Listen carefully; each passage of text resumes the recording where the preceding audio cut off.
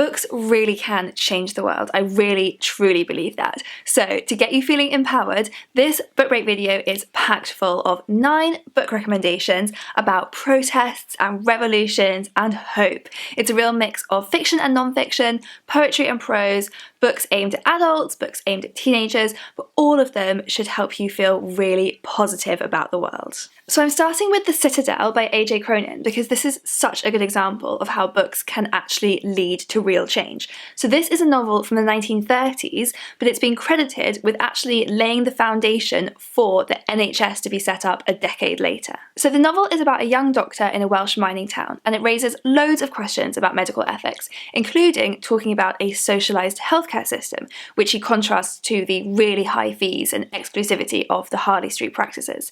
And this book was really popular, and there was so much conversation around it that a lot of people believe it actually had a really big impact in laying the groundwork for people to be ready for the NHS. And decades later, this is still so relevant. Now we have books like This Is Going to Hurt by Adam Kay, which continue to stress the importance of looking after our NHS. Next, an essay collection, Funny Weather by Olivia Laing. So the funny weather of the title refers to the funny political climate, which is so turbulent and ever-changing in the 21st century. But what Olivia Laing is saying with these essays is that throughout all of it, art stays incredibly important, both to our political lives, but also as a constant in our emotional lives. So this is a really wide-ranging collection of essays. It's got interviews, love letters, profiles of public figures, but the whole thing is this celebration of art as a form of resistance and a way to change the way we see the world, as well as actually changing the world itself. And then there's Rules for Being a Girl by Candice Bushnell and Katie Cotigno.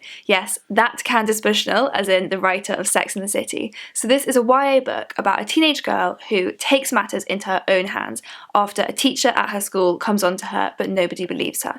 So she writes this list of the rules for being a girl, which really exposes the misogyny at her school and in the wider world. So the rules, a lot of you will find very recognisable. It says things like, don't be easy, don't give it up, don't be a prude, don't be cold, don't put him in the friend zone, don't act desperate, don't let things go too far, don't give him the wrong idea, don't blame him for trying, don't walk alone at night, but calm down, don't worry so much, smile. So a lot of those will sound very familiar to a lot of us who've been told those all our lives. So she writes this list and publishes that in her school newspaper. She also goes on to set up a feminist book club at her school. So it's this really empowering novel about bringing together allies to speak up on an issue and change the rules. And next, some poetry. Be the Change, Poems to Help You Save the World is an anthology of poems by Liz Brownlee, Roger Stevens and Matt Goodfellow. So this is a collection of really, really empowering poetry, aimed primarily at younger readers, but there is definitely something in there for all of us. There are poems in here to cover basically all of the UN Sustainable Development Goals, raising awareness of all of the climate problems we're facing, but also offering hope and suggested action. So this is great for young activists and older activists as well. And then for some non-fiction, I recommend Reclaiming Our Space by Feminista Jones. The subtitle here is How Black Feminists Are Changing the World, from the Tweets to the Streets. So this one is great for when you want to read examples of real positive change being made and the real people, the role models who are making this change happen.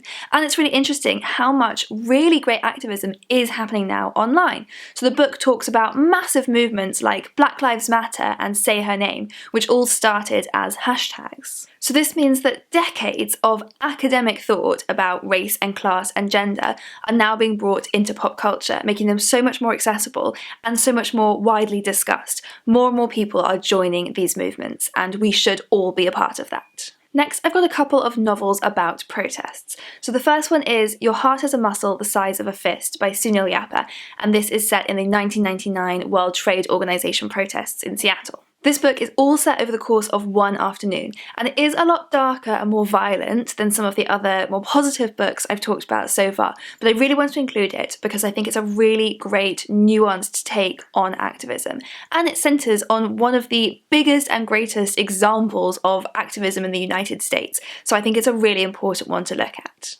And then another really great protest novel is The Hate You Give by Angie Thomas. This is a YA novel with loads of crossover appeal for adult audiences. I absolutely loved it. So this one is about a young black girl called Star, who right at the beginning, her best friend is killed by a police officer. The police officer thinks that he's pulling a weapon when he isn't.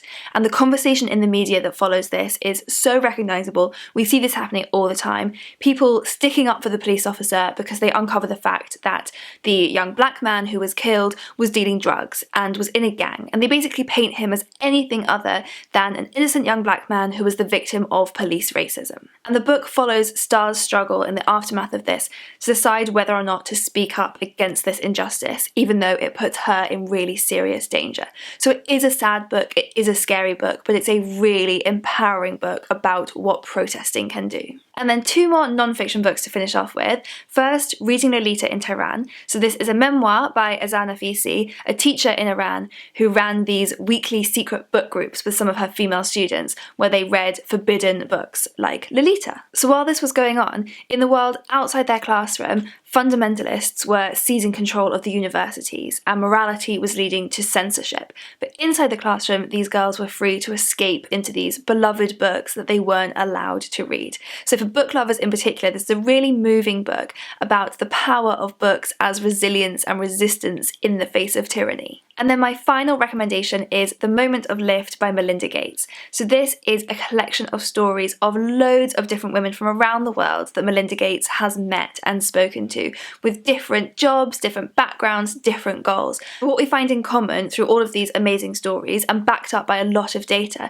is how empowering women, turning our attention to the issues that mainly face women, like child marriage, access to contraception, not only lifts up women but lifts up the rest of the world. So it's part memoir and it's part a call to action for us all to help make the world a better place for everybody. So for even more books like this, we made a video last year on books to make a difference, so do click through for even more great empowering recommendations. And we have a whole playlist here of a bunch of our reading recommendations on different topics, so do have a browse through. And next time on Book Break, I'll be bringing you a list of funny books for some much needed light relief.